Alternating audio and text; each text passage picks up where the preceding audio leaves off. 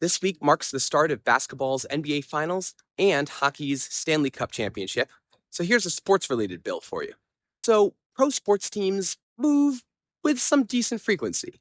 Right? Just a few seasons ago, the Oakland Raiders became the Las Vegas Raiders. Here in DC, the baseball team, the Washington Nationals, used to be the Montreal Expos before moving here in the mid 2000s. The Home Team Act was recently introduced in Congress in the Capitol building to prevent pro sports teams from moving to another city, state, or metropolitan area unless they give the local community at least 1 year to buy the team. The legislation specifies at least 3 different ways that a local community could come together to buy the team.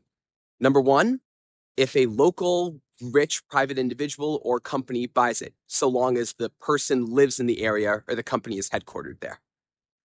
Number two, if the community comes together through a collective or a nonprofit.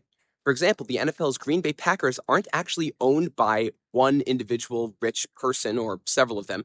They're owned by more than 500,000 individual shareholders, like a company that sells shares of its own stock. And number three, if a city or state government itself buys the team.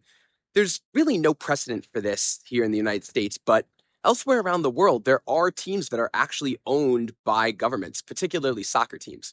The legislation was introduced in the House by Texas Democratic Representative Greg Casar, and in the Senate by Vermont Independent Senator Bernie Sanders.